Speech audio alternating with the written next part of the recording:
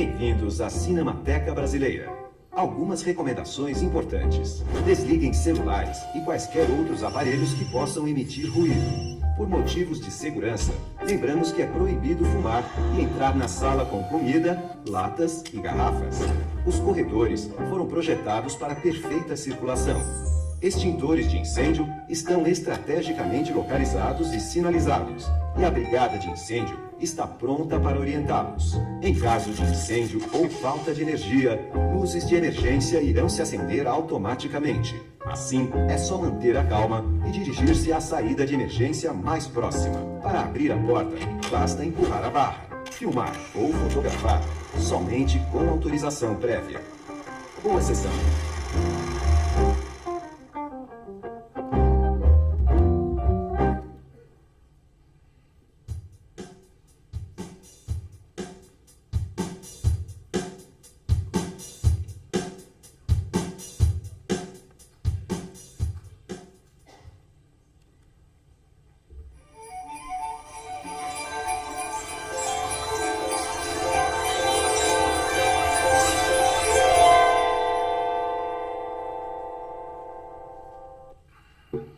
Boa noite, a nossa penúltima mesa.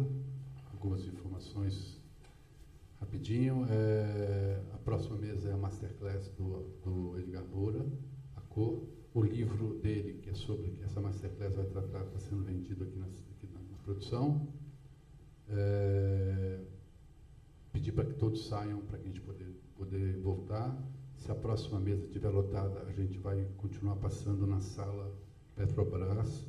Essa próxima mesa não vai ter projeção. Vai ter projeção, mas ninguém vai poder ficar aqui sentado vendo na sala, porque às 7h30 nós vamos fechar a sala de exposição, porque a gente precisa desmontar. Dizer que a Bucareste Cinema está aí, está sorteando, então vocês, por favor, entrem no Instagram com uma foto do evento, marque a Bucareste, Cinemateca e ABC para poder concorrer. Tá? Antes de começar, eu queria pedir desculpa em nome do Lula Carvalho, que foi anunciado nessa mesa, porém ele pegou um filme grande para a Amazon, está fazendo um documentário que começou ontem, ele estava em Bangkok, veio para poder fazer essa mesa e pegou um trabalho em seguida, infelizmente ele não pôde vir, pediu 1000 desculpas, tá bom? Eu vou passar já a palavra para o Adrian, que é quem vai iniciar a mesa aqui junto com... Tem que ser em inglês. Só para você saber, a palestra vai ser toda em inglês, obviamente, e as perguntas podem ser feitas em português, ele vai ter o tradutor, tá bom? Obrigado.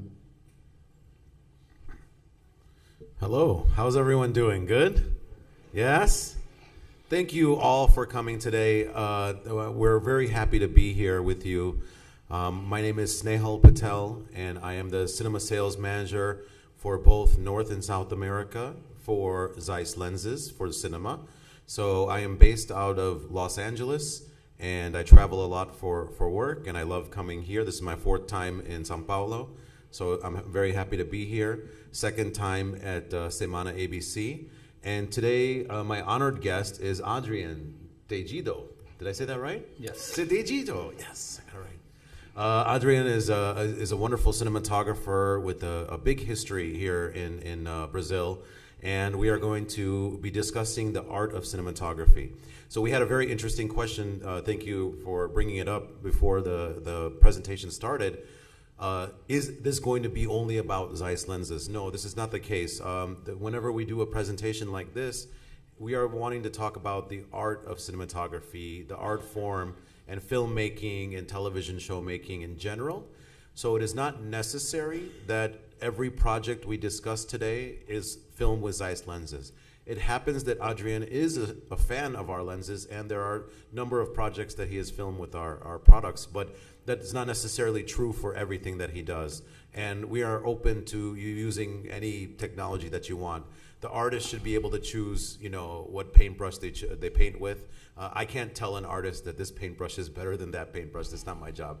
My job is to present the paintbrushes, and we do have that here. So if you are interested in the more technical aspects of what we talk about, we will mention very briefly some technical stuff. If you are more interested in knowing more information, we have a booth outside, we have a staff over there, and we have speakers that speak also in Portuguese, and they can help you understand all of our new products, including the new Supreme Primes or CP3s, compact zooms, and the lightweight zooms. If you would like to take a look, we can talk more about historical lenses like super speeds, ultra primes, master primes as well, master anamorphics. So we're happy to give you more information one-on-one. So do make yourself available to go to the booth when you have a chance and talk to one of us to get more information. But this talk is more going to be about this guy here because he's such a wonderful artist, and it's great to be over here and learn a little bit maybe secrets that he has or techniques that he can talk about and experiences to maybe help you in your future as well, in your career, or maybe if you are very experienced, maybe give you a new idea that you might want to try for yourself. So that is the main purpose of our conversation today. I hope that's okay with everybody. Is that all right? Yes? All right, great. We'll get started. Just to let you know, Zeiss has a very long history. We began in 1846 with microscopes, and we are a very big optical company. We have over 30,000 employees worldwide. For the Zeiss cinema business, it's this big. And then there's everything else that Zeiss does. So even though we are a very small percentage of maybe the revenue, there's many eyes on us because of course, we deal with movie making and television and photography. So therefore, there's many people thinking that this is a very big part of Zeiss. But Zeiss is quite big. We do many things optical, eyeglasses, microscopes, telescopes, NASA equipment, planetariums. All of you in this room have a cell phone, right? 85% of your cell phones, the chip inside was printed using Zeiss lens technology. Because when you have a microchip, you have to print the connections, the copper wiring connections microscopically. You print it with a big lens in a very small space. And we have about 93% of that business worldwide. So 8 out of 10 or 9 out of 10 phones in your pockets have some kind of Zeiss technology has touched it. So just to give you more perspective. Now, in terms of cinema, we have been around since the 1920s, working with camera makers from Germany, France in the beginning, and then other places because we're a German company originally. And we have been doing cinema for over 100 years. So many, many years of experience making lenses for cinematographers to use for their projects. They're not showing here in the screen. Oh. Alguém pode ver, para ver se passa o PowerPoint dele na tela que não está passando, por favor? Oh, that's better. Here we go. So there's the 1846, first optics division in 1890. And then here's like a wooden camera with leather covering. This is a Patel camera, which was a French manufacturer with a German Zeiss lens inside. And then for the last 82 years, we have had a relationship with a small company called ARRI. And ARRI and Zeiss have been in partnership making lenses for filmmakers for many years. Even currently, right now, you can still purchase ARRI Zeiss Ultra Prime, ARRI Zeiss Master Prime, and ARRI Zeiss Master Anamorphic lenses to this day. This relationship will continue, but now also, ARRI has started making high-end lenses directly, and Zeiss has also done the same. So we have introduced last year our new Zeiss Supreme Primes for large format cinematography. And you can see the Supreme Primes at our booth if you want to take a look. A large format cinematography is changing how people are using, because now in a digital sensor, you are able to do what was very difficult with film before. So now you have a lot of large sensor cameras. So if you look at that top row, the Red Monstro, Alexa LF, Sony Venice, C700 FF from Canon. All these are sensor sizes that are quite large. And you need a new type of lens that will cover that larger sensor size. So you can see there the pink color circle represents the coverage of the Compact Prime 3, CP3s, and the Supreme Prime lenses. And you can see that they work with the Red Monstro cameras, Alexa LF, Alexa Mini LF, Sony Venice, and many other camera systems. We have this chart available if you want to come by the booth, or you can go on Google and you can find this. It's a very good reference point, because when you are working in a new project in a large format, you want to make sure you do 3 things. Number 1, you want to make sure that you find out what size sensor you have. Number 2, you must see that your lenses will cover this size sensor. okay? And then number 3, you must test. Because if you do not test, you will not know what the frame looks like. You might think in your head that I have 30 years of experience shooting 35 millimeter. I know if I put a 50 millimeter lens on this camera, if it's a Super 35 chip, it's gonna look the same. Guess what? This is not the case. Out of those cameras that you see on this page, 15 of them or 12 of them are called Super 35 size. And they're all different sizes. So therefore, if you put any lens on the camera, the lens doesn't care what the camera is, right? The lens is a lens. Once you put it on the camera will behave slightly differently for all these different types of sensors. So once again, 3-step process when you are shooting a new format for digital. Number 1, figure out the sensor size. Number 2, figure out if your lens will cover that sensor size. And number 3, you must test. Only then will you learn exactly what framing is doing, what focal lengths are doing what for you. In a large format camera, of course, longer focal lengths will give you the same type of angle of view that you were getting with the wider focal lengths in Super 35 format or a smaller format. So just keep that in mind. But the beautiful thing is you get much more vista. You see more of the world around you. You get more of a scope image. You can go in closer with the telephoto lens and be more intimate with your actors. There's many benefits to larger format sensors. So please, when you get a chance, take a look, test, come to one of us and check out the cameras and see for yourself. Now, of course, Zeiss is shot with a number of television shows and movies. Every year there's many feature films, YouTube videos, music videos, commercials, big budget movies, small budget movies, large television shows, small television shows that have been using Zeiss lenses. Today, of course, we're going to be talking about a handful of projects. So once again, to introduce Adrian, Teijido, ABC. Let's give him a hand for being here, first of all, because it's very nice of him to come.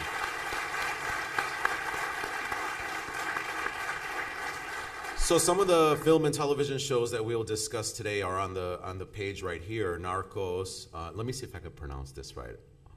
Orfos. Jeez, that's really hard. Orfos do Eldorado. Medida provisoria. Yeah. Provisoria? Medida provisória. Provisoria.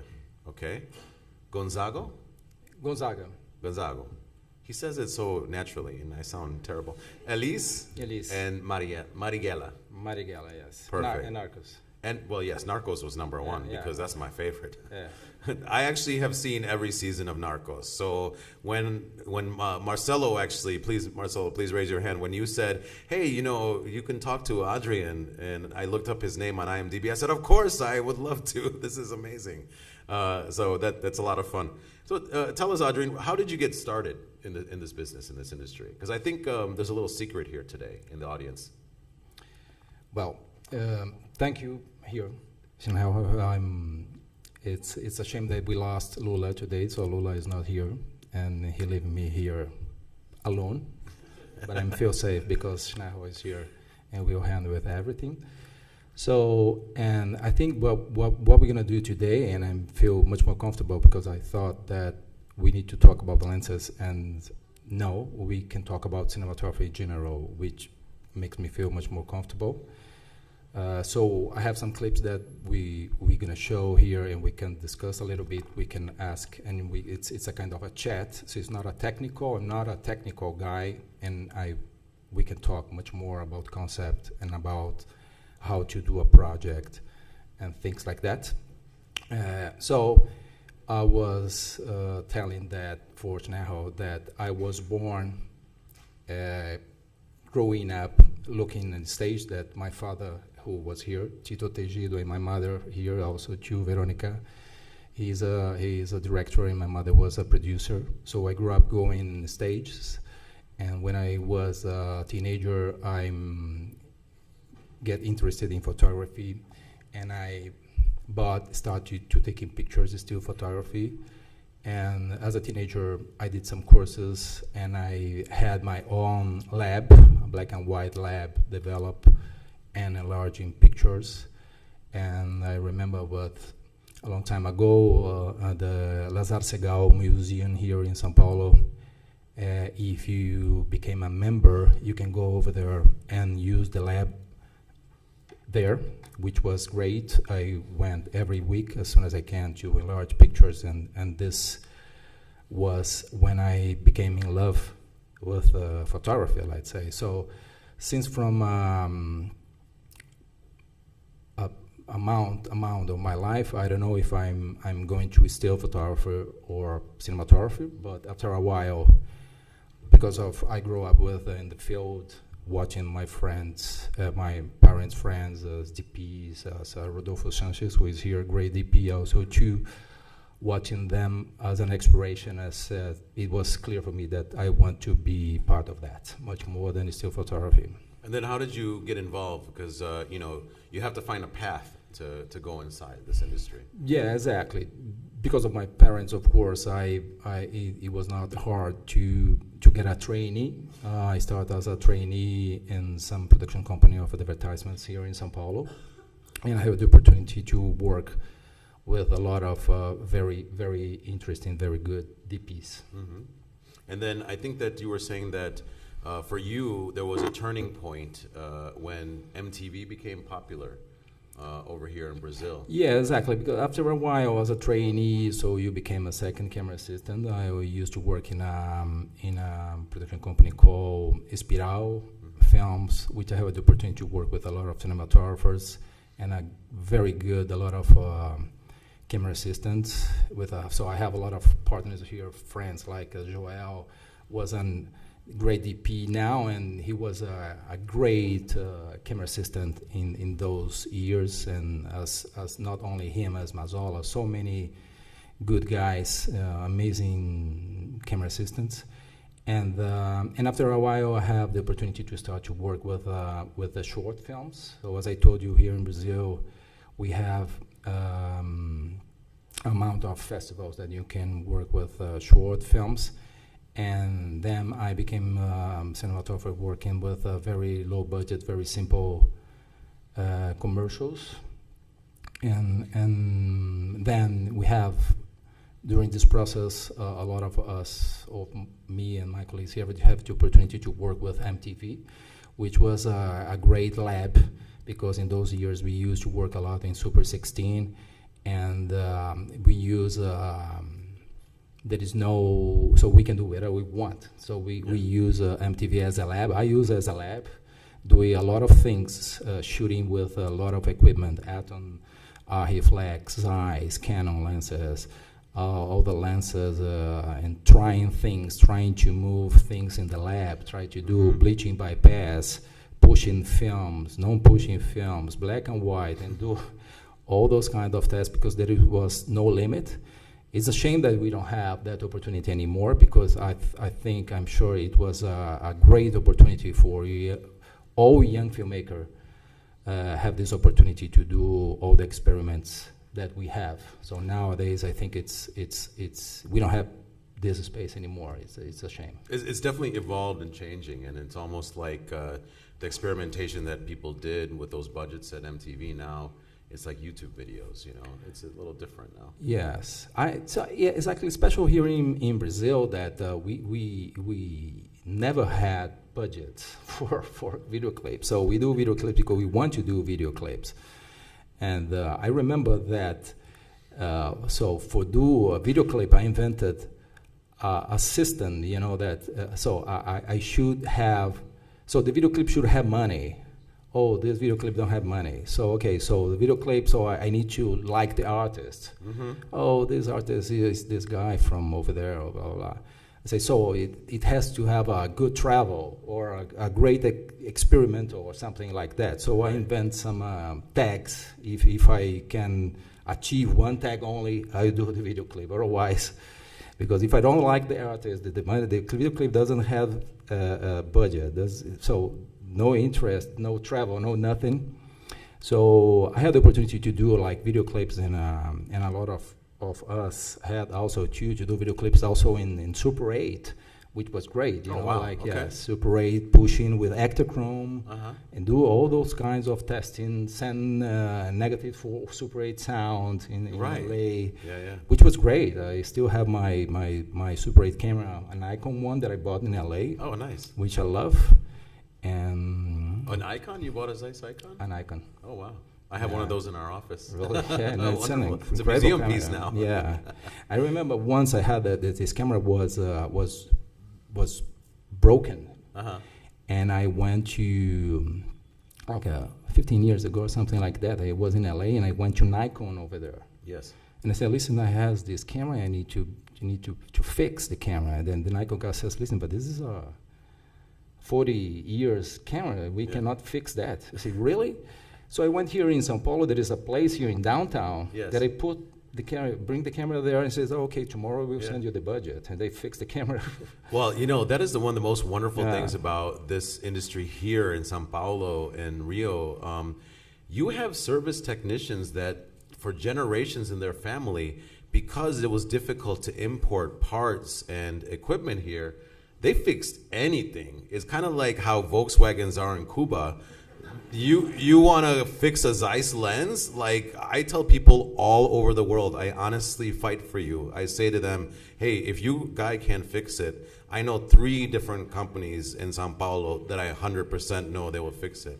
In fact, you know what story I heard is that I think it was, who told me this story, that they were looking for like some of the last high-speed Zeiss lenses that are still available in the market that are broken, so use the spare parts. And there's a big demand in Brazil, and they're the only ones that want this lens. But you can actually fix a 50, 40, 60-year-old lens here in this market. It's exactly. crazy. Yeah, it's crazy. Absolutely crazy. So now this experience that you had, let's say, shooting film, testing, you know, I think that, did it help you develop the kind of like discipline and style that you still apply now? Because now things are different with digital. Yes.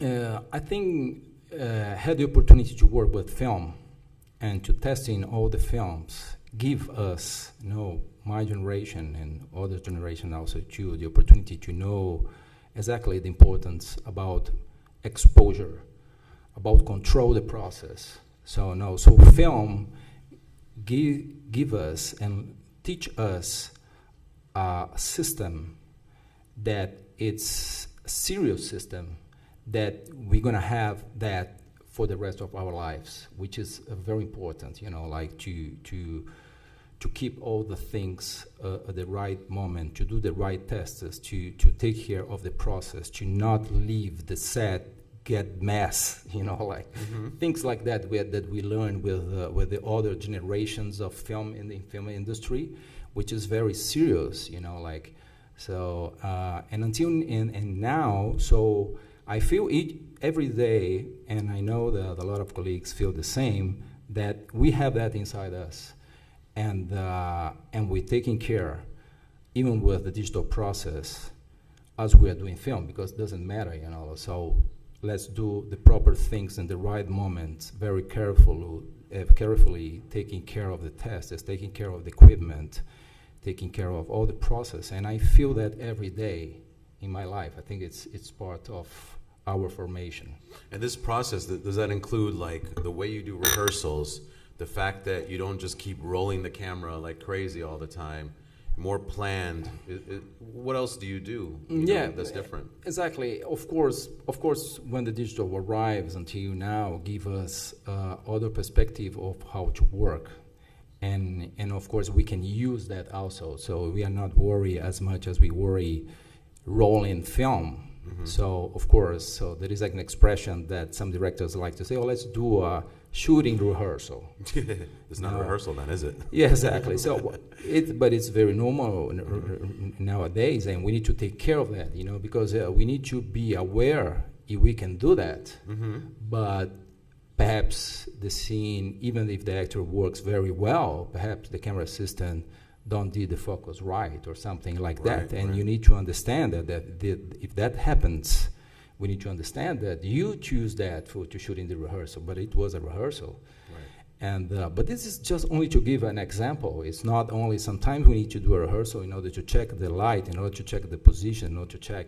But at the same time, you know, I'm not like old-fashioned guy that not use that. I understand at the same time that digital give us that freedom that we can risk more, you know, even work in the conditions of light that we are not 100% sure if it's going to work, or even try to do something with improvisation, not only with the actors, but with the camera, with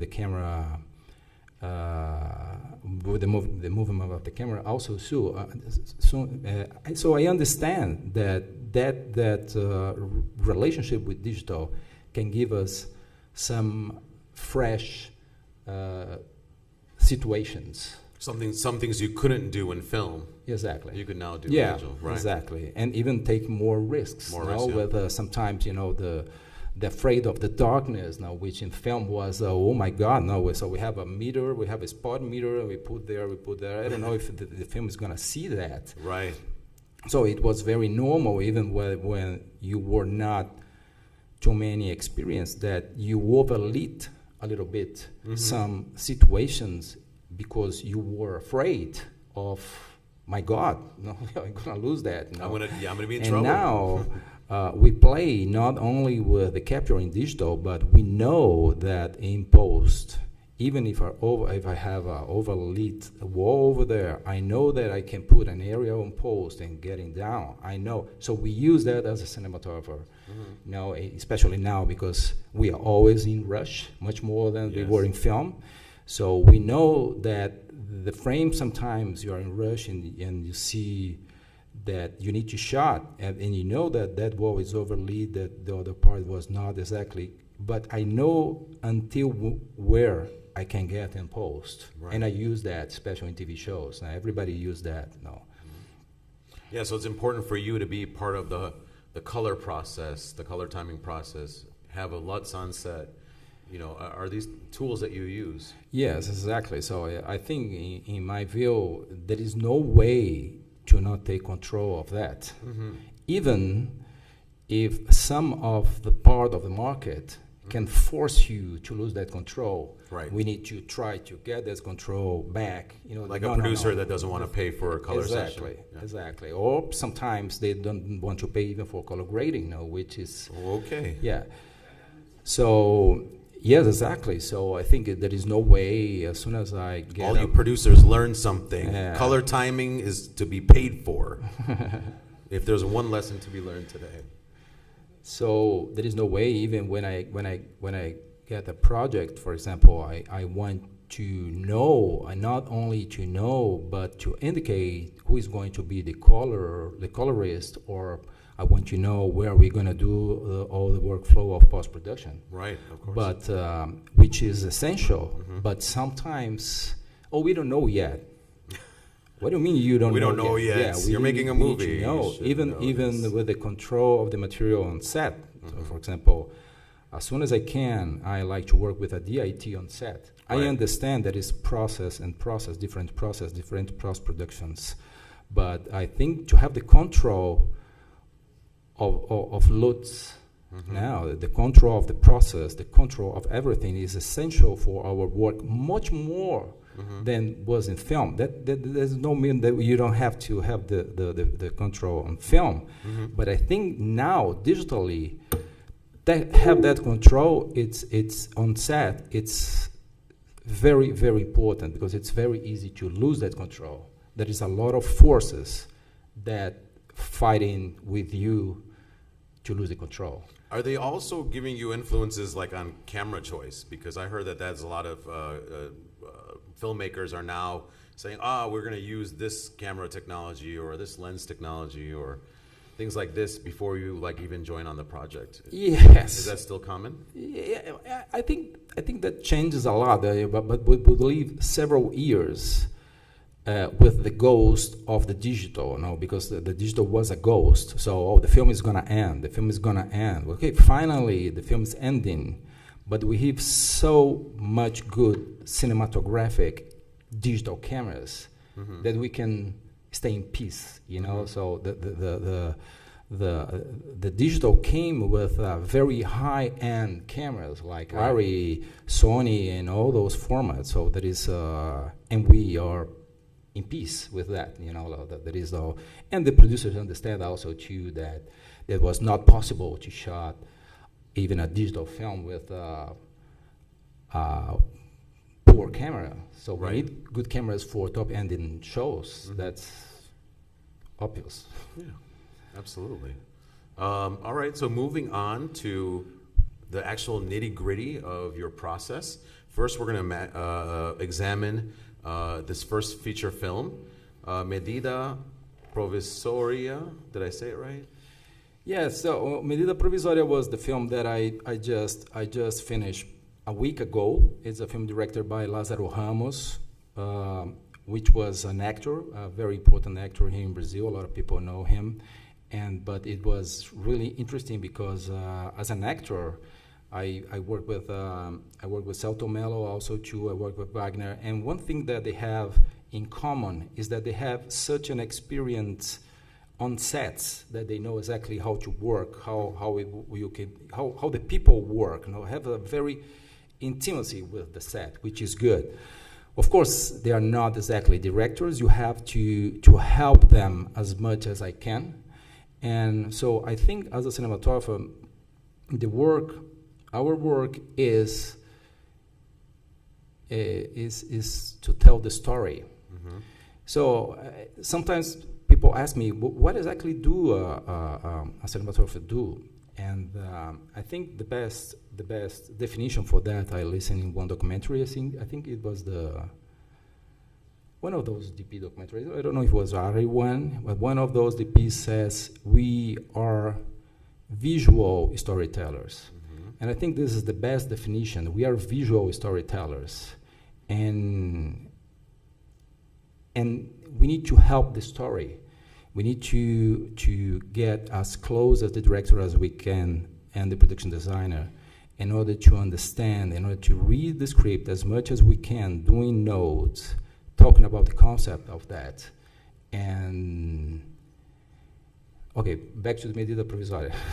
No, so in this particular film, this is exactly what you're talking about. So we showed just a few frames on the screen right now. And each one of those frames is already telling a story. Yeah. So there's already something being said. And this is a still frame in what is a motion picture. Yeah. So that frame that you create, it doesn't come easy, right? It is a process to this. Yes, there is a process, you know, and to use this process, I think concept, the project is for sure one of the main and most important things to do in a project. So I like, for example, and I think prepping is very important. Mm-hmm. Even some forces, as I said, oh, you're going to have only 2 weeks of prepping or something. I say, what, are you crazy? You know, you're going to lose money. Right. You know, we need to prep as much as we can, you know, that to not throw away money. Mm-hmm. It's the opposite that you need to do. But, you know, so reading the script, spend time with the director and the production designer, watching film, watching reference, watching a lot of things, you know, as much as you can, you know. So, and sometimes it helps you to understand your director, because even if your director is an actor, like Lázaro, for example, and is a very sensitive guy, he said, I like that. I don't like that. I like that. I don't like that. That means a lot. So you will start to learn how your director thinks, what he wants, you know. So in the case of Lázaro, when first I have meetings with Lázaro showed me some rap video clips, you know, which means a lot for me, you know, exactly what he wants about the film. Because when I arrived the film, I thought, I have a feeling that perhaps the film was how reality he wants, or how real does he want to look? How real they want to look, or something like that. But when he starts watching the reference, I understand, he was that, this is good, this is good. So I think the concept of the film is a thing, it's an issue that you develop. It's not that you create, it's a thing that is going to grow in by itself. And at the same time, you know, the locations start to appear, and some visions that you have in your mind is becoming reality, you know. And the production designer bringing some ideas, bringing some colors. And in that Medida Provisória was interesting because it's so Lázaro Ramos, as you know, he's a black guy and is a very activist for that issue here in Brazil, which is a very important thing. And so Medida Provisória is so the Brazilian government do a Medida Provisória who all the black people need to back to Africa. So this is the main. You see, it looks like a little bit unreal, of course. And we start to follow some characters that they go inside to a flat, to apartment, and stay there without, they can hire over there. And other ones go to some higher places that we call Afro bunkers. It's a very simple film, you know, if we follow only those actors, but at the same time, for example, Lázaro is a very sweet guy, he's a gentle, he's a gentleman guy, who don't like to treat those issues with heavy, he likes to use humor as a critic, like Spike Lee, for example. Mm-hmm. If you see the Spike Lee, the last film that he did about the Klan, Black Klansman, you can see the same. You know, such a serious thing, serious topic with the twist, and in a certain way, he used humor to do that. So as soon as I understand that concept, I understand that the reality is not as important as that, and I can play a little bit with colors. I can play with a little bit.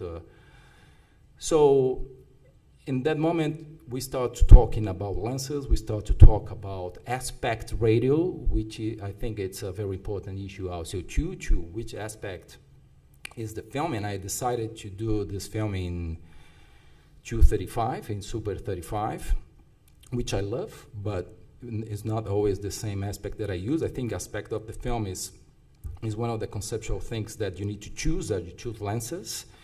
And at the same time, you understand very quickly how much budget you have. Right. And the reality came to us very quickly, and you have to adapt yourself. I have had the opportunity to work with excellent package of camera by Simbora, who are the guys, Breno is over there here, and Luis Simongi, the name has a very good camera with Alexa, so we shot an Alexa camera with a set of Summicron lenses with all the remote controls, the wireless system of video was the equipment, the package was great. I was very happy. So sometimes I arrive, when I arrived in the first time in that project, I said, I feel like doing this film with anamorphic lenses, I feel, you know, but it was not possible. Yeah, because of the spherical, because of the budget, you know, and I understand. So there are sometimes you need to adapt yourself to the budget of the film, which is exactly, it's completely normal. And to make it perfectly clear for everybody, it's not that the anamorphic lenses are just more expensive to rent. This might be the case, but actually with an anamorphic lens, generally you're going to see more of the world. So you're going to see more production design. You have to have more things in the background. You know, you just see a lot more in the same frame. So I think that's really what makes it more expensive. Exactly. You are absolutely right. Yeah, we need to consider that. So to show you a little bit of behind the scenes of how this film was prepared, here we have Adrian's used a software called Artemis, which is available for your phone. Yeah. And this allows you to emulate different lens types, including field of view with each sensor, different focal lengths, and you can basically see your framing on your phone that emulates how different lenses will behave on your camera. So can you explain which scene we're planning in this stage right here? Yes, I like a lot to work as much as I can, even with a real viewfinder, exchangeable lenses viewfinder. But of course, when you are just scouting locations, you usually don't have your set of lenses available. And if you're here in Brazil, it's not fine to find interchangeable viewfinder of lenses. I think we have only a couple, and sometimes it's very hard to find anyway. So when I watching location, scouting locations, I like to use Artemis, which I can put the set of the lenses that I'm using, and at the same time checking the aspect ratios on the location and see that, and I organize in the computer, which give me a very clear idea of the framing. And at the same time, I can show that and I can share that with the production designer and the director. Sometimes, for example, the lenses of Omicron lenses, so you have the 18, the 21, the 25, and the 29, which I love. So sometimes it's very hard to understand if you want that shot in 25 or 29. But as much as you can experiment at that on the set, the things get clear for you, and you can save, you can plan, and sometimes you can even know exactly the camera position with accuracy, with very good accuracy, which is good. So let's show the before and after. So here's on the left, you can see Adrian's image from his phone, Artemis app, and then on the right, you can see an actual frame from the film. So you can see how the scout became very useful for kind of figuring out what's going to happen, placement, angles, in terms of what the buildings look like, spatial depth. There's a lot being said in that frame, you know. Yeah, so I think this is interesting because, when you shot in 35.5, which is good, even in those black areas here, you will have images. We have images. So 35.5, you use a full sensor, you can have image for up and down, which means that for some reason, if you want to change that on post, you can pull your camera. You can reframe it. Yeah. You can reframe it with, I think it's one of the advantages of the 35. And of course, you can change a lot. It doesn't mean that I plan one thing and I'm not going to change that, but it's a way to experiment framing. Mm-hmm. And this image here is a real frame. And I had the opportunity to use a DIT, which was Ben-Hur was the DIT of the film over there. So it has already a look.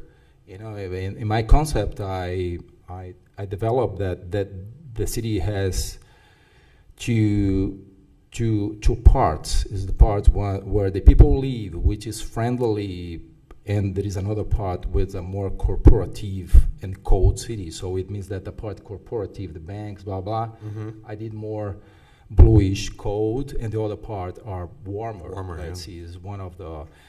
And at the same time, I love to do tests. I think it's very important to spend time, and I always, as soon as I arrive on the film, I ask for at least 1 day, 2 days of tests, not technical tests, but conceptually tests. To go some locations and have the opportunity to work with stands and checking wardrobe, things like that, which I think is very important. So in the second example, this is stand-ins for the real actors, and you're going to location because there's going to be a very intimate scene over here. So once again, we are using more longer focal lengths here, right? More telephoto. Yeah, actually, this was in the same day of shooting. Those are not stand-ins; they are actual actors. Ah, that's the actual actors. Yes. Okay. So you see, for example, sometimes the difference between a 40 and a 50 is not too much, but depends on what you want. It's very important. Even the difference between 25 or 29. I love the 29. The 29 of Leica Subichrome. It's a very interesting, as the 27 of Ultra Prime. So there are grand angle, wide angle, but not so grand angle.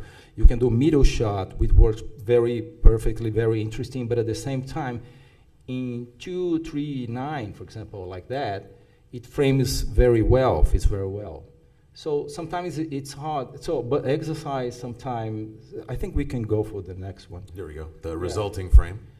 Yeah, so I decided to shot with the 29, because I have the problem of the rain here. It's like a dream scene, so it doesn't matter if it's sunny or not. But when I put the 21 and the 25, I framed in too much grass, which I didn't like it. So I decided to put the 29 and go closer of them. But those are things that you need to and why to do that and not do with the 40 or something. It's a good question. You need to think also too. But sometimes I like to. It depends on the scene. I like to be closer of the actors. I think it's interesting. And when you work with rain, if you work with long lens, the rain starts to get out of focus. Starts compressing too. Exactly. We compressing also too, which could be good, or sometimes it's not exactly the fact that you want. So right. This way you have the definition. Yeah. And here, what you really did was you reframe. So you're really using the same distance, the same focal length lens as your scout, your test. Yeah. But really just, like you said, reframing it to get rid of the ground and see the water. Yeah. See more of that isolation of the characters. Yeah. Great. Did that make sense to everybody? Is everyone able to follow along and understand? All right, great. If there's any questions, we will have a Q&A section, okay? And we'll make sure that we answer all the questions here today. So next, let's talk about a film that is not yet released yet, Marighella, which is a thriller that is a political thriller about a revolution, period piece that they're funding, the people in the revolution are funding it with activities like a bank heist. So we were talking earlier about this project, and when you do things like this, like an action film or lots of action sequences where there maybe many characters are involved, it's difficult to go into this unplanned and just say, we can wing it and we're going to go shoot this scene. We'll get it in the can. This is a difficult thing to do. So tell us about the process here. We have storyboards, and we have a few pages of course, your extensive storyboards for the action sequences. Tell us about this process. How does it start? How do you start the conversation, and how do you get to this point before you shoot? Yeah, okay. So Marighella is a film that we did last year. It's a film that I like really a lot. The film was released on Berlin Film Festival, and it was very good. And right now, in June, we will be at Sydney Film Festival. I hope that the film is going to be released soon, because I think the film is very important, especially in those days in Brazil. But as we know, we have a lot of efforts to not release the film very quickly, which is a shame, but I know that's very soon the film is going to be at the theater. And so Wagner Moura was the director of that. I had a relationship with Wagner Moura because I shot Narcos with him, and before that I shot a film with him that they call A Busca. And so we became very close friends, and so I had the opportunity to work with him. And Wagner Moura is a very intense guy as a person, as an actor also too, who takes care a lot of the prepping, the actors, and all those things. So as Lázaro, for example, they are not experienced directors as directors. But we decided very quickly that some action sequences do storyboard. So this does not mean that we do storyboards for all the film. It's not really necessarily. But this is a robber of a bank, and we did a storyboard, which was very good, because I listened Wagner telling the story, and I do notes. Sometimes I did the storyboard by myself, and I just show Wagner. But of course, he already know what he wants in terms of his storyboard. So we went to the location, taking pictures of the location, show the pictures for the storyboard artist, and we can do a lot of scenes planned on the table, spend that time. So as we go on the location, we have to shot in one day only. We don't lose time searching or trying to find what you want to shot. So I think the storyboard for some difficult scenes, for some action scenes, or scenes that has posed, it's a very important tool also too. We're gonna show here, I have the opportunity and the authorization of the producers to show 2 small clips of Marighella that we show here. So the film was not released yet, and the clips that we're gonna show, I don't know if you want to. Yeah, we'll show them here. Okay, so there are very small parts because I'm not authorized yet to show the main scenes of Marighella, of course, but they were very nice. And at the same time, we want so much that the people watch the film that everybody tried to show a little pieces of the film. The pieces that we're going to show, it's a very simple parts, drama parts, that we can talk a little bit after those clips. And while we're watching it, please pay attention to the use of handheld, the use of blocking, and the fact that there's, in the first clip at least, there's multiple characters that have to be, treated right. And then in the second clip, we will pay attention to emotion, how we're getting emotion out of framing, out of movement of camera. These are the important things to watch. So let's turn off the lights and watch the first clip. Okay. Can we turn off more the lights? The audience as well? The audience as well, yes. Obrigado.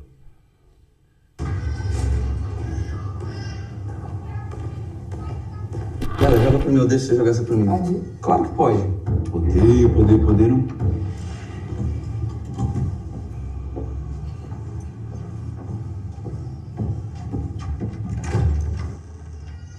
Certo. Olá. Jogando xadrez? Oi. Tô jogando xadrez com você. A Bela tá jogando no meu lugar. Tudo bom? Tudo certo? Tudo certo? Foi eu. Preto. Tudo bom? Companheira? Tudo bom, Preto? Tudo. Deixa eu dar uma olhada aqui.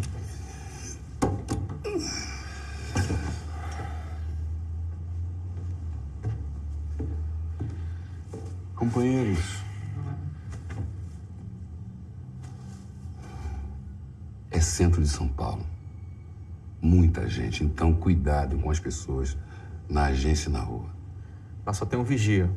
Se cada um fizer a sua parte, a gente entra pela porta da frente e sai em 5 minutos. E o carro? Tudo certo. Vou trocar a placa. Vai trocar quando, meu filho? Amanhã? Eu vou entrar com vocês dois pela porta da frente e nós vamos ter o apoio dos companheiros mais experientes do lado de fora. Muito importante. Nenhum cliente pode ser desrespeitado. E, por favor, não levem tiro. Inclusive, eu queria falar com você sobre isso, Preto.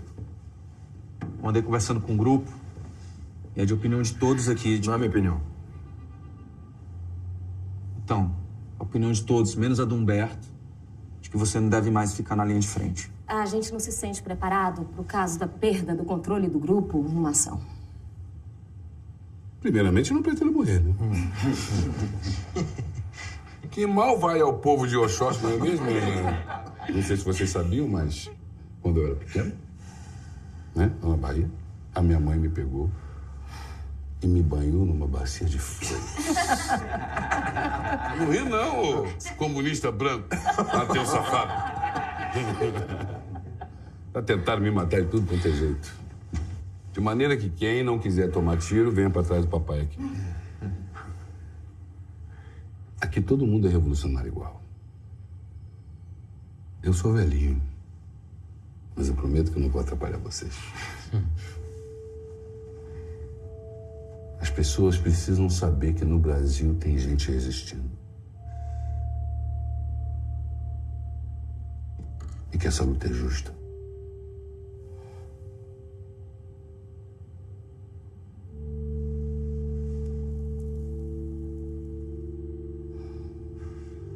Vamos? Vamos.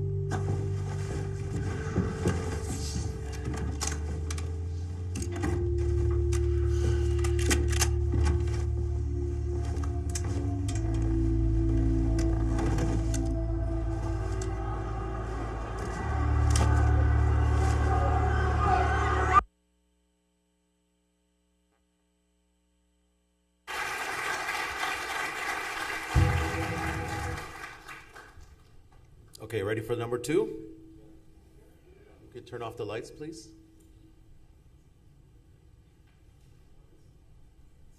Audience as well? Yes. Ay, okay.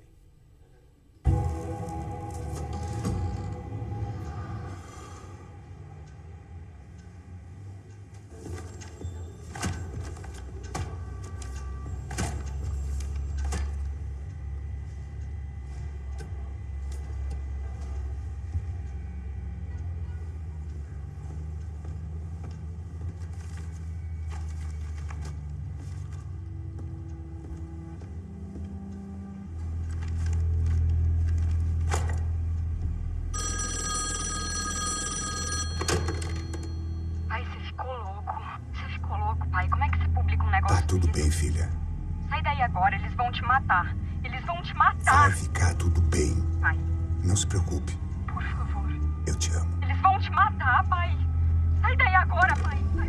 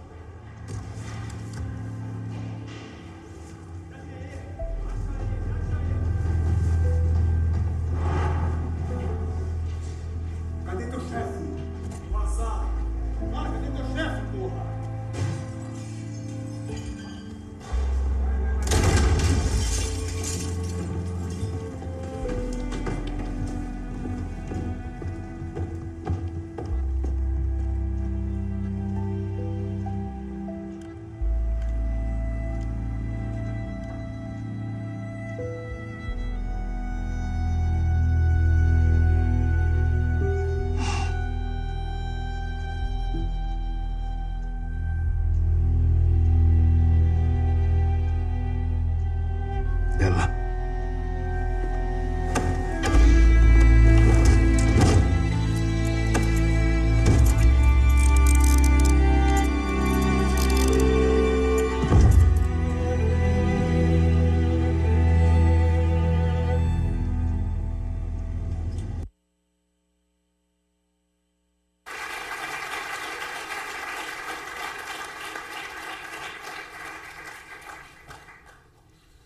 There's just so much going on in those scenes. It's incredible.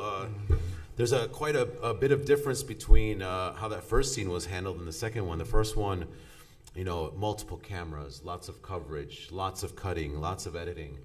The second scene with the reporter that knows he's going to be arrested.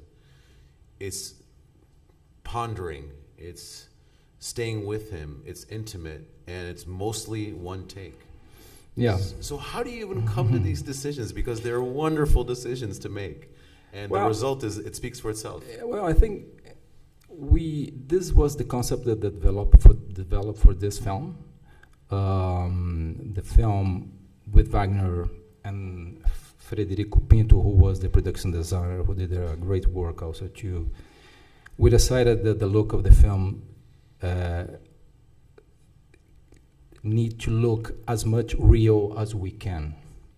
So the look of the film is a kind of documentary style, not too much stylized lights, trying to use as much natural light as we can, or even if we have sources, we use sources to look as natural. As natural as possible. Yeah. Handheld camera. So the film was made 100% in handheld camera, which was a very interesting situation because we do movement from one place to another, things that we should do in a dolly or something, and we did with handheld. So in this moment, for example, the camera don't has a documentary behavior, right, because it came from one screen to your face or something. This is not documentary, but it's a movement of a dolly, but it's a handheld camera. So I think it was great. So Ariel Schwartzman worked with me as a camera operator. I like to operate myself a lot of cameras, but when you decide to do a film 100% in handheld, you should have a camera operator, otherwise you're gonna have hurt and you're gonna not achieve the end of the film. And sometimes it's very important, in my vision, be very close to the director and use your camera operator as a partner and stay close to the director, sharing conceptual things. So when I feel that I need to operate, I operate myself. When I feel that Ariel needs to operate, he operates. So this last scene was operated by Ariel. The first scene with the meeting with those guys, we shot in 2 cameras. So there are some sequences that when we should have 2 cameras because there are a lot of characters over there. There are a lot of improvisation, things like that. Diogo Ribeiro was one of the camera assistants. Is here anywhere? Which where is Diogo? He's over there, outside. But anyway, so I have very good focus pullers. I have Pimenta. I have Marco Chili, which I think is around also too, and I have Diogo Ribeiro, which is amazing professionals in focus puller, which was good because those scenes, for example, in the meeting. Ribeiro, Diogo is over there. So we don't have too many rehearsals. So we do the meeting, and those actors so as I said, Wagner was very intense.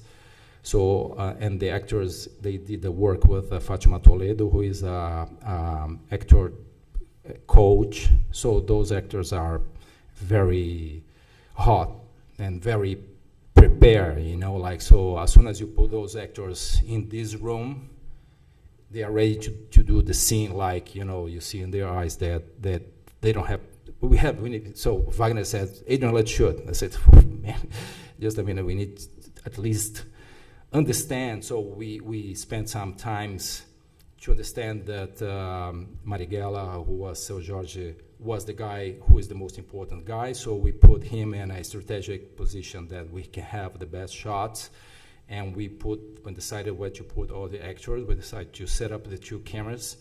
So the light looks very natural, was exactly the concept, but to tell you the truth, I have an 18K from the other side of the street going directly to the window, so nothing is really easy, and the reason of sometimes I do that is because we need to control the light, is because we have to have continuity of light, is because during the day you have rainy, cloudy, sunny, and sometimes we start to shot at 8 a.m. and sometimes when it's 5 p.m. you're still running, so I have to have a kind of control, which was not easy. It's not easy to put an 8A key on the top of the building of the other side of the street. But it's not a big deal also too in a film. To make it so people understand, when he says the 18K, this is an HMI light that's daylight balanced, that's shooting from across the street. So just imagine how bright that is to fill up the frame and make it look like it's a blown out window.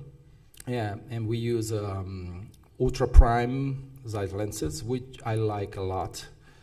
In the beginning of the film, because it was a period film, I was not sure which set of lenses I supposed to use, so I did some tests with other lenses. I tested the Cooke Pancros to do this film, which is a vintage lenses of Cooke, which is a set of lenses very interesting.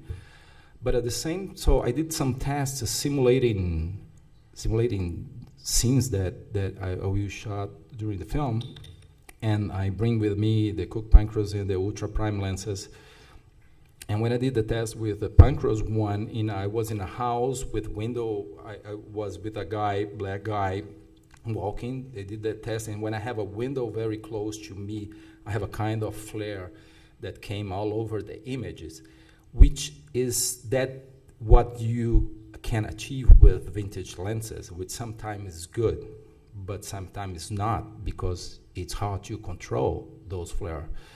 And I feel that in the test, I decided that I don't want to shot with Cooke Pancros, because I knew that I will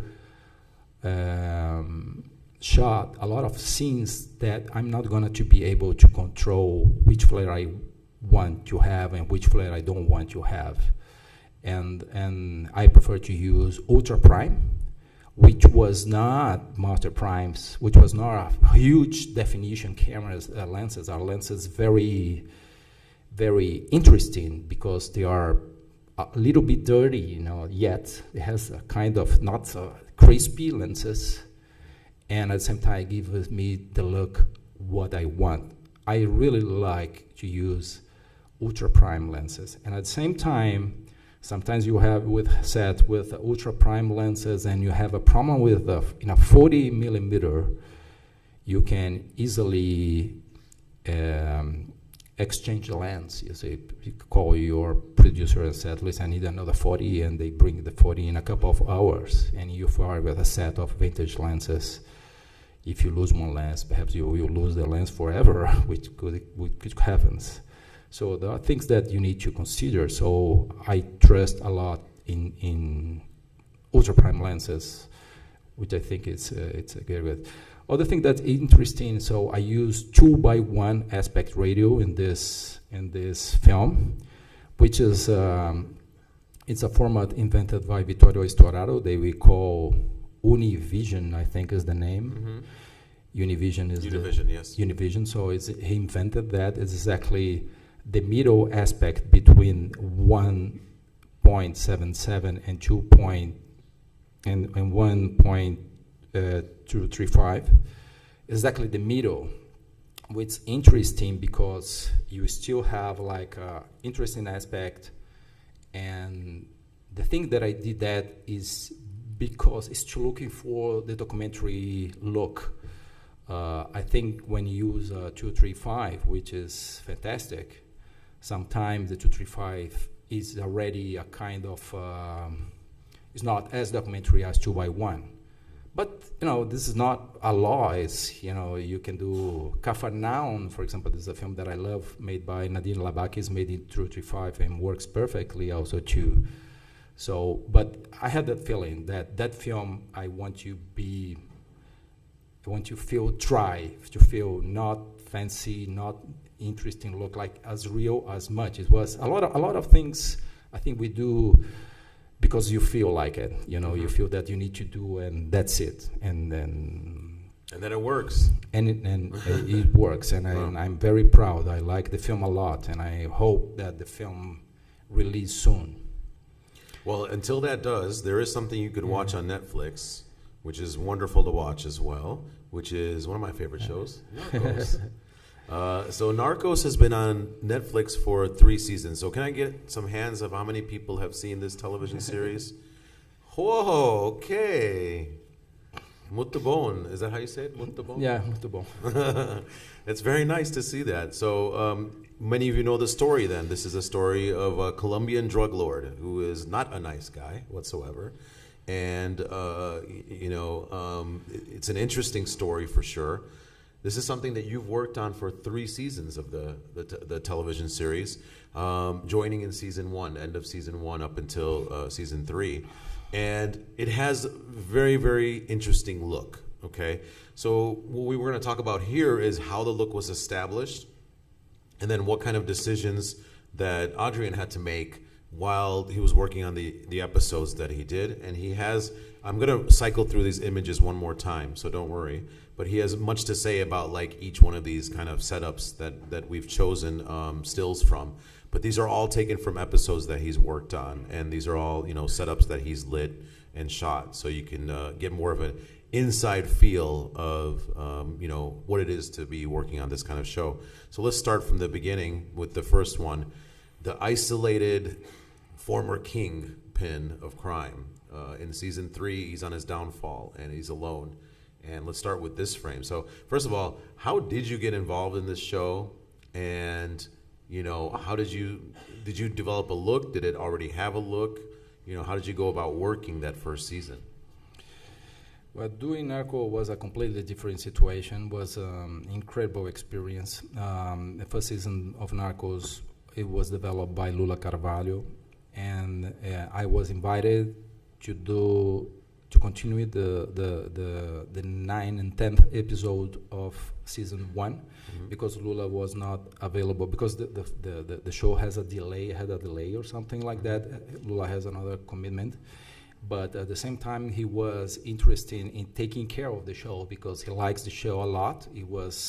He created the show with Padilha, And so he invited me to do the film in order to continue with the concept.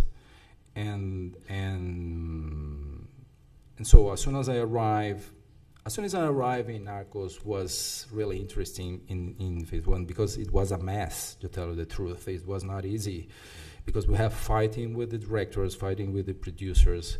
When I arrived there, I met 40 people at the same time. So it was, Lula Carvalho was there, Walter Carvalho was there doing some reshoots with Padilha. And the Mexican guy who did Guillermo Navarro was there. Yep. Guillermo Navarro was one of the directors. Mm-hmm. And so Guillermo Navarro did some, so Guillermo Navarro, I don't know if you know him, but he was an Oscar winner of O Labirinto do Fauno. And, but he was one of the directors. Lula Carvalho was his cinematographer. But the problem is that Padilha didn't like at all the episodes of Guillermo Navarro. So he was there doing some reshoots. So Guillermo Navarro was doing reshoots with Lula. Padilha was doing reshoots with Walter. Jeez. And I arrived there. And Padilha was a kind of not nice mood with the producers when I arrived there. Things that happened. And the mood was very strange, and I arrived there to shot those 2 end of season 1 with one director, Colombian director, who called Andy Baez. Very good guy who became one of the producers because he is a Colombian. Always when the script arrives, he did a lot of comments, notes, and he became very important in the show. And in the second season, he became co-producer, and he's one of the producers until now in Narcos Mexico. Very, very nice guy. So we work with a lot of different directors. There are a lot of different directors. I have one director from New York, or director from Mexico, and there are a lot of directors. So it was interesting. The first unit of Narcos has 3 cameras. So one camera lives on the Steadicam, and the 2 other cameras you can use it wherever you want. I have one operator, with the same guy who operates the Steadicam. His name is Capax. He's an amazing Steadicam operator. And it has a second unit also too, which has a director, sound, dolly. The second unit has 2 cameras also too. So we have 5 cameras to shot a show, which is a lot.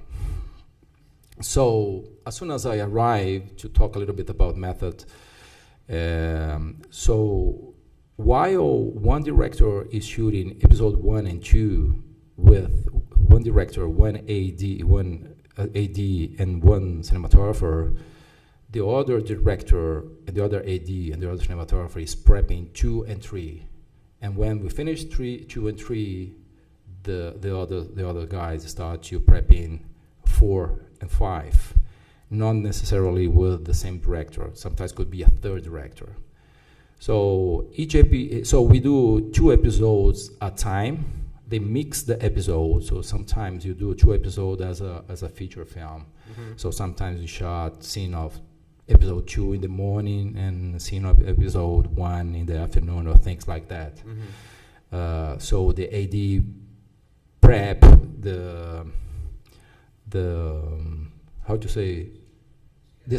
planning the schedule, because the 2 episodes we need to do in 25 days.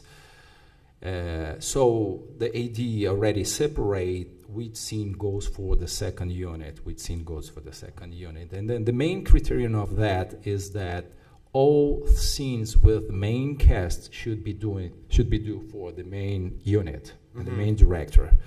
So very good sequences, fantastic sequences, explosions, cars searching, or things like that are made for the second unit.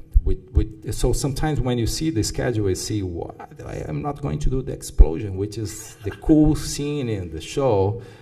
They give to the second unit.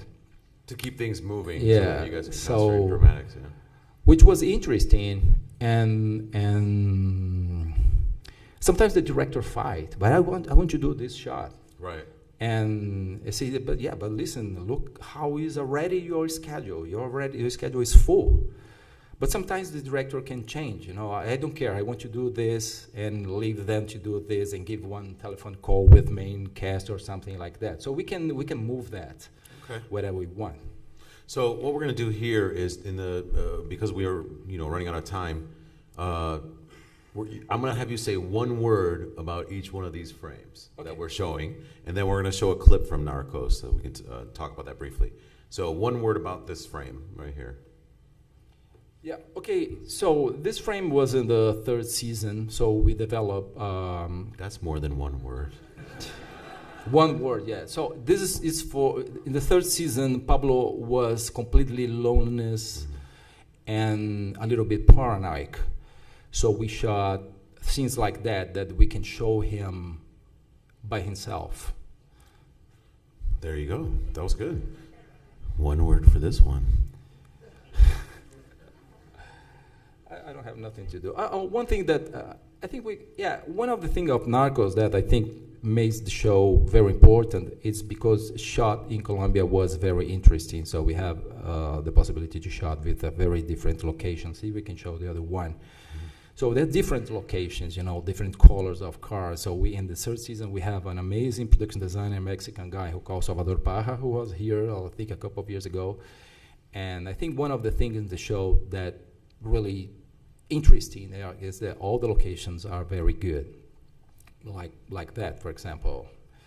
So things like, and it rains a lot, you can see the sky. It's amazing you achieve a thing like that. So it's a normal sequences, 3 people talking only, but you put in a very nice, interesting location in a very nice place, and something really interesting happens. But the scene is nothing. You can do in a bar if you want. So these are things that we do, like the director. I think Fernando Coimbra was the director of that, and he said, no, I want an interesting location for that, I remember that the producer fights because of this scene.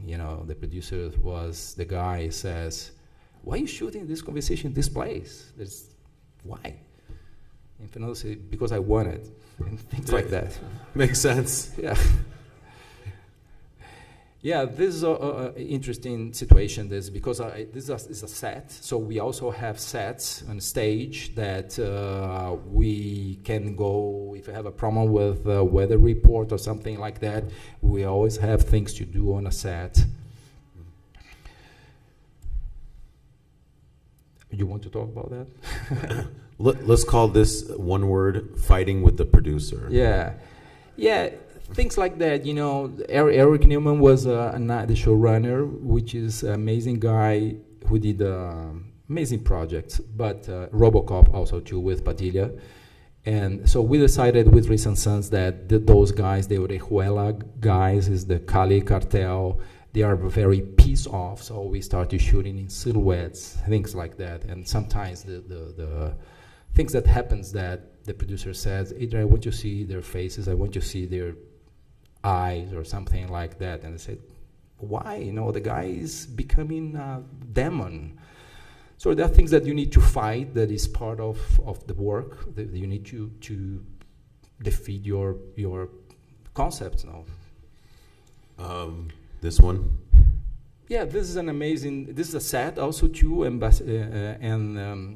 like the set. The set actually was created by Thiago, the production, Thiago Marques, the production designer from Rio. He works in the 1st season, and some of those sets, we use those sets until the 3rd season also too. But Thiago, he go away because he fight with one of the directors. Doesn't matter, things that happens. But one thing that I think is very good is, those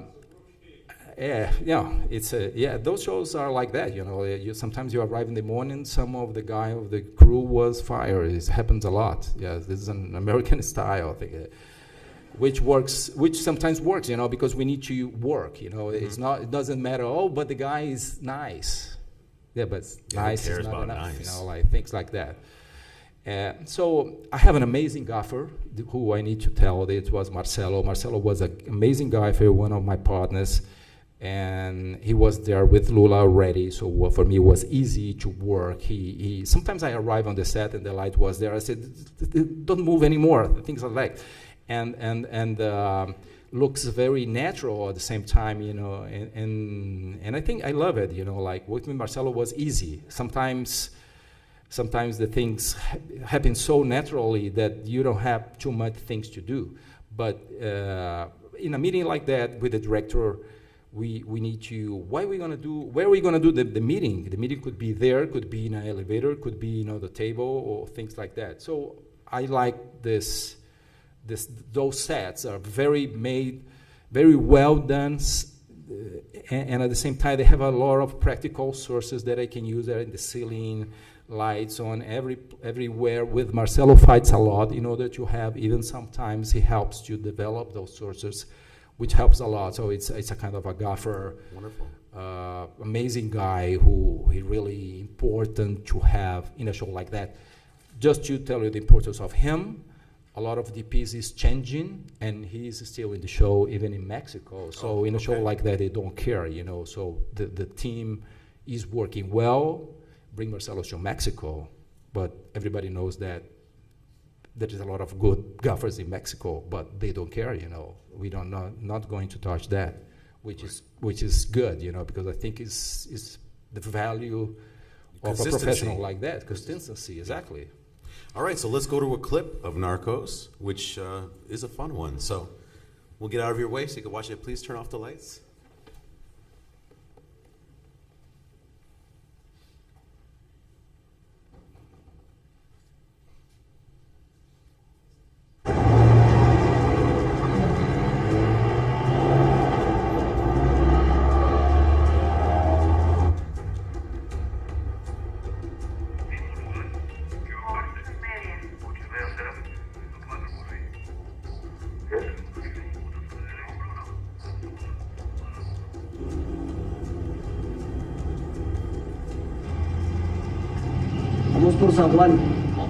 Copy that. Watch your six, guys. How's it looking out there? Todo está tranquilo. Murphy, esta noche los tragos los pagas tú. You cheap bastards. Don't forget to pick me and Penny up some cigars on the way. ¿Cómo no, moñito?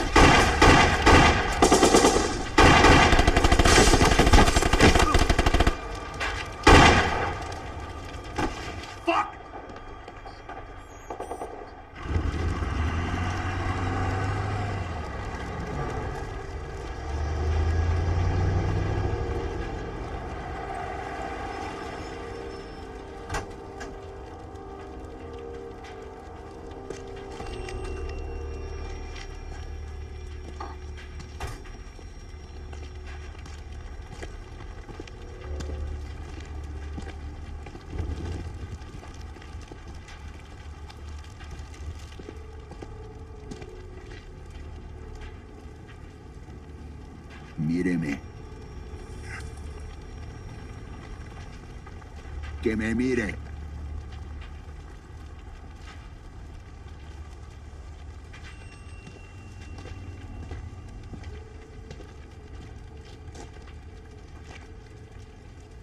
Usted le pidió a un niño que me entregara esto.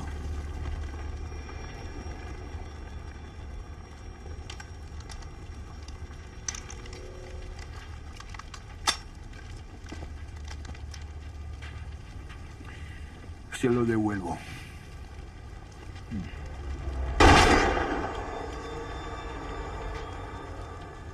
Y esto es por mi primo, Gustavo. Cobarde. Hijo de puta.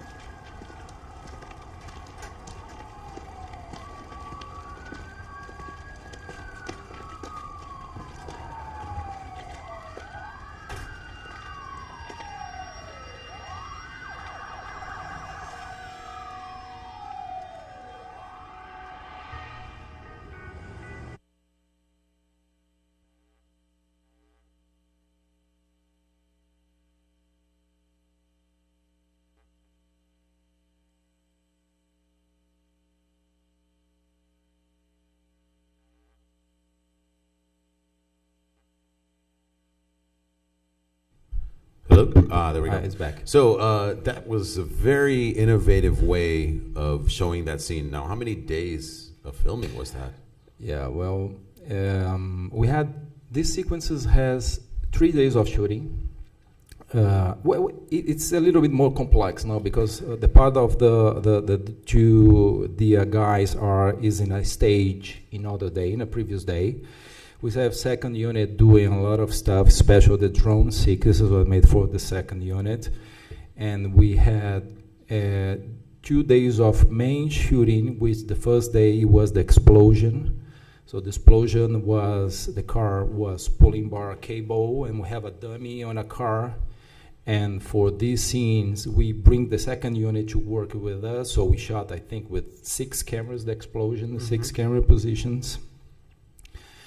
And so I call Luis and Sons, who was the other DP, who was prepping the next episodes.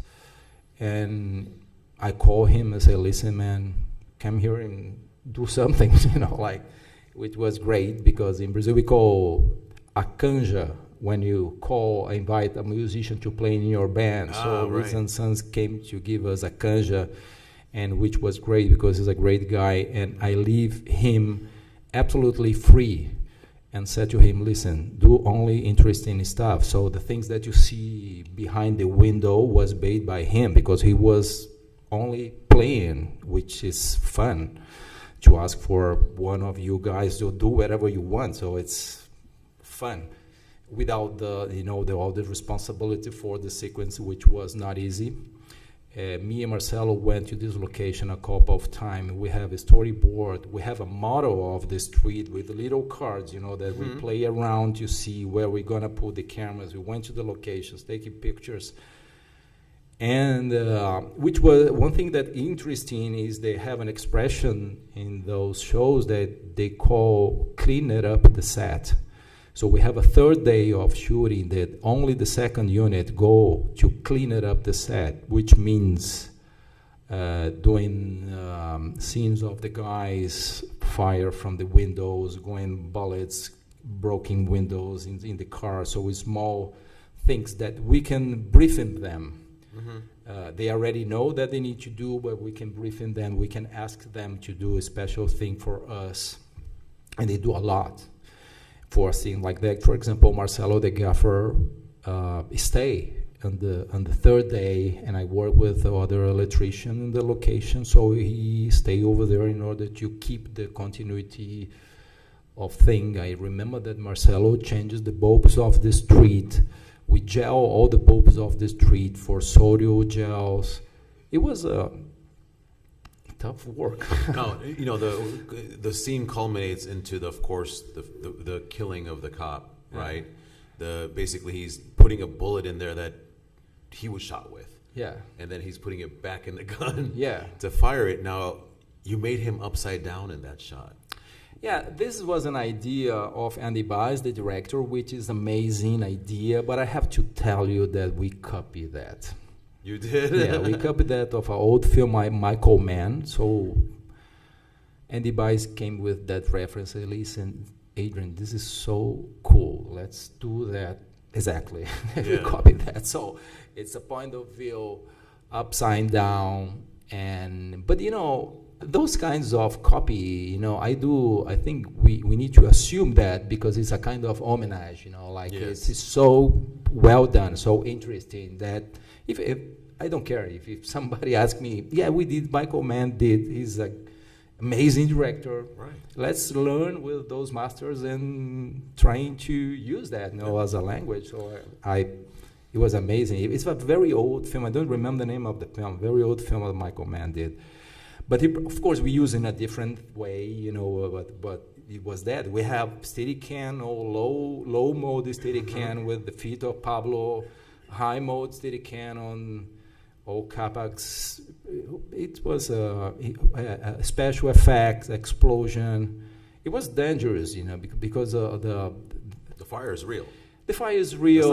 The amount of explosion, it's you know, it's. I remember that we have some windows of office closed, that the windows broke only with the vibration of the explosion. But we had a special effects guy who called Chovy, which is a very experienced guy, worked very well with explosion. I think special effects is a separate issue, you know, because this is an area that we cannot save money, you know, like safety in those scenes are very important, and this guy is great.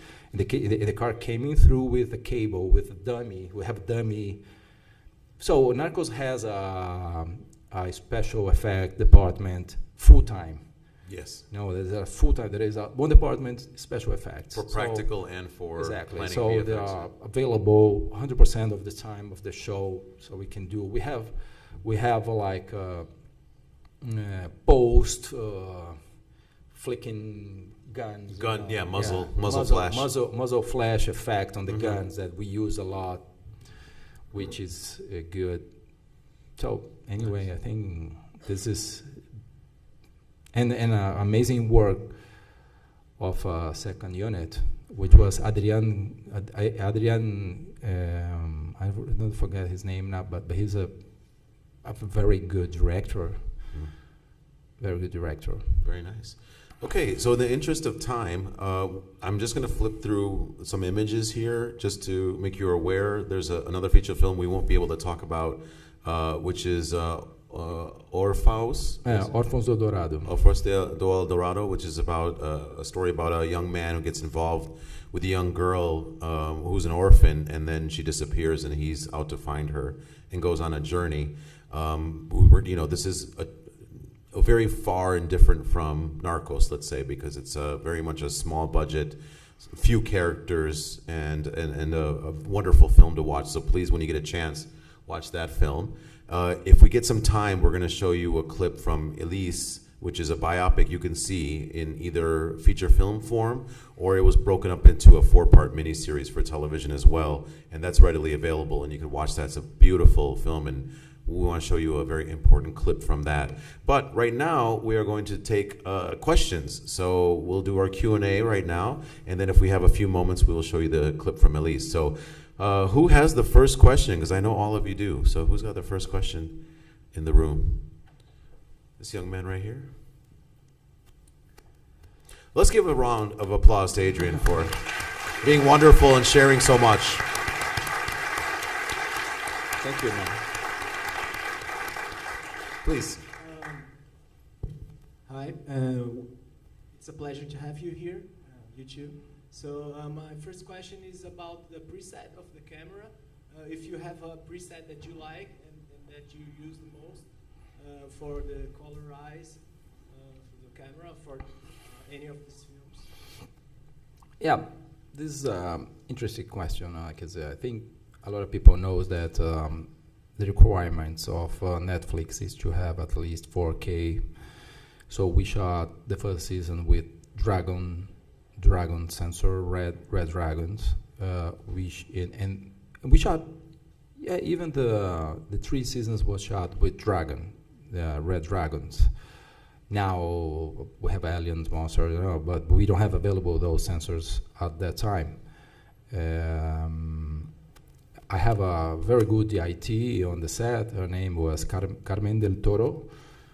It's a Puerto Rican, very, very good. So she was doing color timing on set. We have some loots, different loots, because Narcos, sometimes we were in Bogota, which is cloudy weather, sometimes cold weather, and it's a very high level of altitude. So we did a Bogota look when we were in government situations or in Bogota situations. And we have a Cali look, which was warm.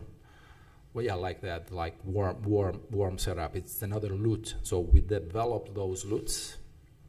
And a loot is a lookup table, L-U-T, lookup table. It basically translates the sensor, the way that it's representing color, in a way that the cinematographer wants to show it instead. And sometimes we shot a lot of scenes in Bogota pretending that we are in Cali. And we talk to Carmen, Cali, and she put the loot. And which is very interesting because we have always producers on the set, people watching as a clients, and we have monitors for them. And I had one monitor, a photographic monitor, which was I don't remember which monitor was there, but it was a very calibrated monitor on the set. Dragon sensors, red sensors in that age, the viewfinder was awful, to tell you the truth. I don't like, now the red viewfinders are better. It's not good enough yet, but so I hate to look through the viewfinders, those cameras, because everything looks ugly and bad with no blacks at all. So I had that monitor very close to my camera, and sometimes I go to the monitor to see what I had. And what I had on the monitor was exactly what the look that I have. All the monitors are showing the real look of the loot, which is good. And for some reason, if I don't like that loot, even if we are in a Cali loot, but I think that I have to more blacks or more yellow or more this, I have my walkie that I say, Carmen, put a little bit more warming on that or something like that. And I watch in my monitor very close to my camera, and the monitor suddenly go warm or something like that, which was very important in a show like that, because all the dailies go through like hundreds of people, clients, script writers, directors, producers, post-production guys, a lot of things. So it's very important to keep the dailies as good as you can, because you always receive notes about it that is too dark, too yellow, too that or that. A lot of people, very important. And so it's not a show that you can shot and delivery median daily, and then okay, I'm gonna fix that later. No. You should try to fix at that moment, or if you not do that at that moment, as soon as I finish the day of work, I go to the DIT area. Sometimes it's in a room or in a truck, but it's on location. And I said, listen, Carmen, I want you to check these scenes again. And she showed me, put more black and try to fix in order to be safe and to be sure that the daily is going to look well. So this is the way that Narcos works, which I think it's very controlled and very well.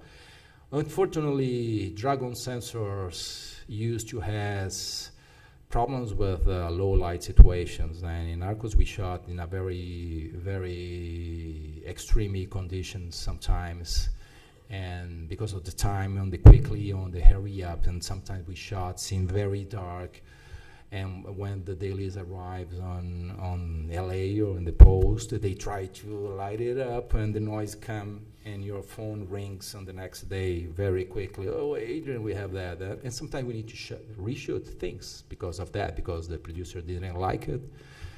And sometimes you need to defend yourself and say, no, it's black. Put it black, put it dark. But it happens that sometimes you need to reshoot things that they don't like it. Great. Thank you so much for answering. Let's go to the second question.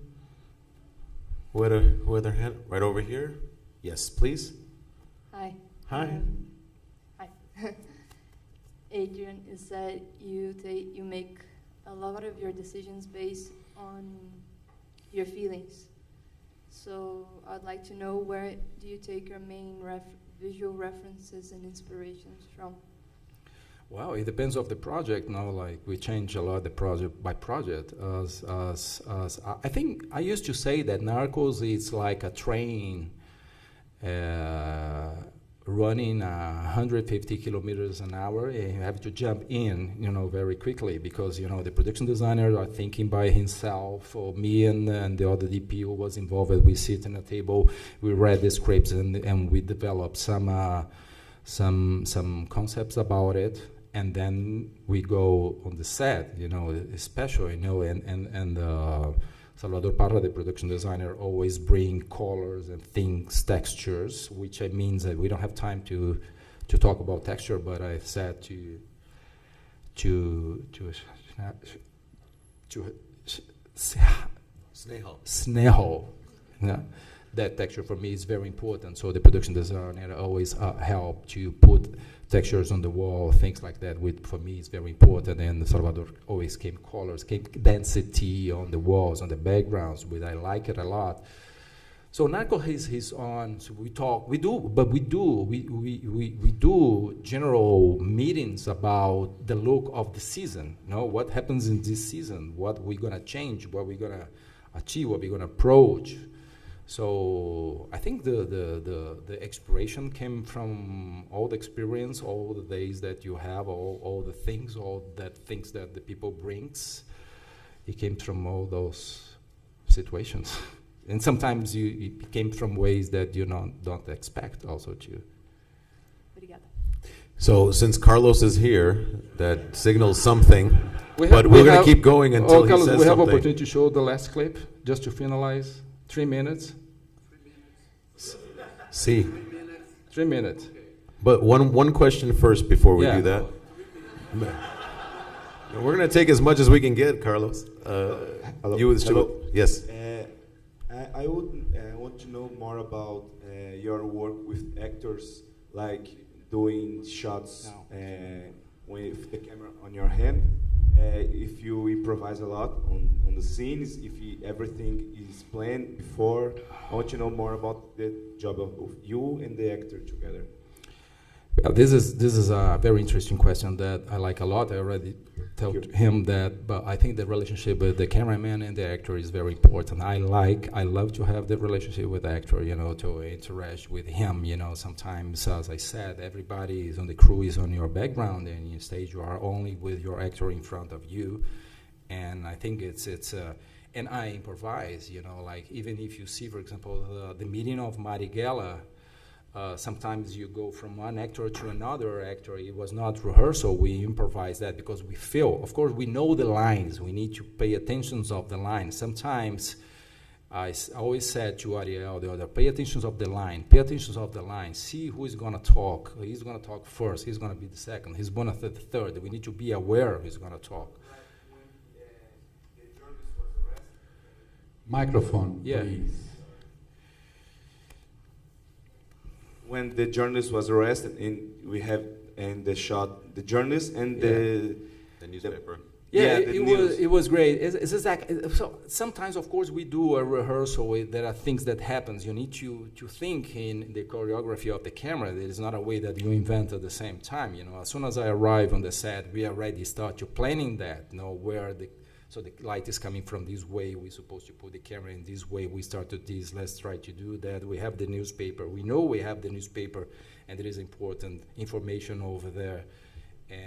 But, you know, and so sometimes I like to do, and I ask for a technical rehearsal. So let's do a rehearsal that all the actors not put all the energy on the scene in order to understand, in order to put the camera and see, oh, this is good. No, put the head here. Why we don't put the head of the guy or the newspaper? Things like that you discover on the set. This is normal, no, like, but if something new happens at the same time, you as a cameraman, you need to, should I go to his face or should I stay here? There are hard decisions that you need to do, you know. Sometimes Ariel is doing it, he take a wrong decision, and I want to kill him. You say, what? You did that, you know. We stay on the fucking newspaper, things like that, you know. Things that happens, you know. But sometimes he took a good decision. I kissed the guy, you know. Like, fuck, man, you're a genius. So this is the energy of the set. Thank you. Last clip. Last clip. Last clip. All right, so we'll get off the stage so you can see it. And this is from the feature film Elise, which, like I mentioned before, you can watch it right now. I would like to... 50 seconds. I think this is a very interesting scene of Elise, because Elise, everybody knows Elise was so important for us. And this is the final scene of Elise when she died. And she is in pain. A lot of people says, why she died? She died in an overdose or something like that. Could be a kind of overdose or not. She mixed her cocaine on the whiskey. She didn't smell cocaine because she didn't like it. But she was very sad. She was very sad. So I think this clip is about showing that scene, is about trying to showing her pain. It's about that. Okay, let's take a look. Can we have the lights, please?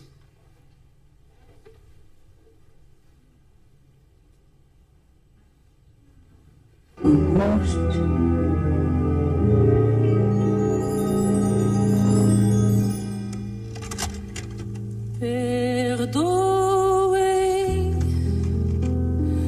a cara amarrada.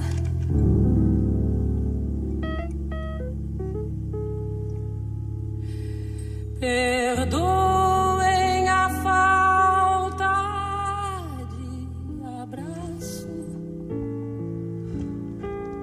Perdoem a falta de espaço. Os dias eram assim.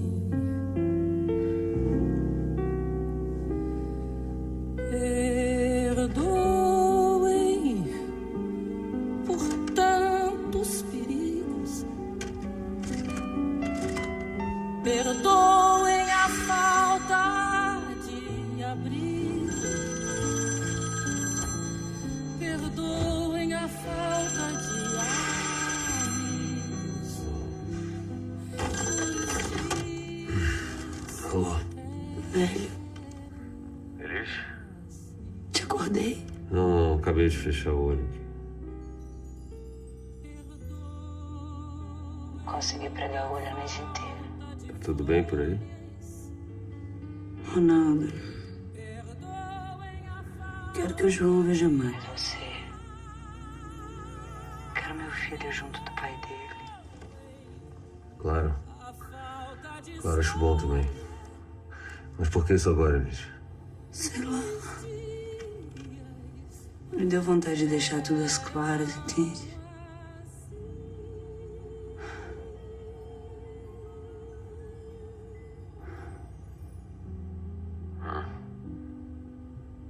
Você foi um cara muito importante pra mim. Você também, Elis. Você foi uma mulher muito importante na minha vida. Elis, você tá bem, Elis? Alô, Elis? Se acalma, tá bom? Fica calma. Tudo bem. Vai dormir um pouquinho, vai, Gauchi. Eu vou, velho. Então tá bom, fica bem.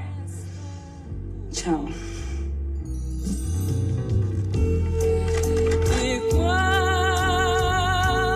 largarem a mágoa, e quando lavar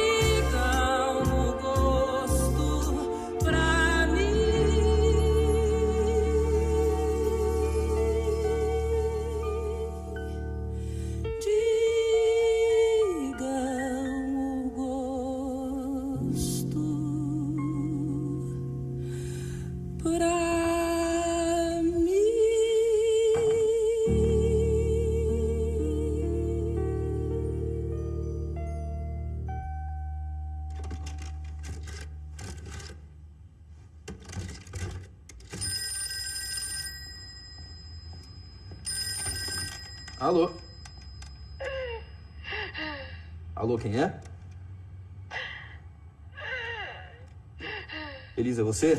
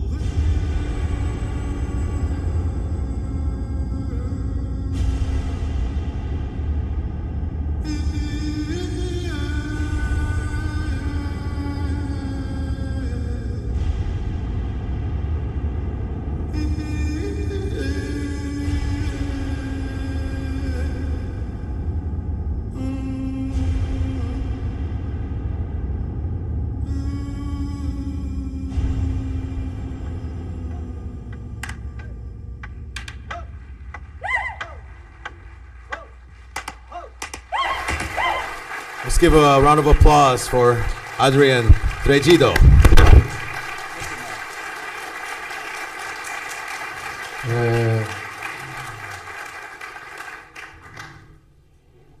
It's okay.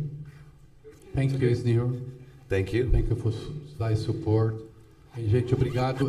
Nós vamos ter uma mesa daqui a pouquinho, que é a Masterclass do Edgar Moura. Eu vou sortear este livro, que é sobre arte naif brasileira, e mais algumas coisitas que estão aqui, tá?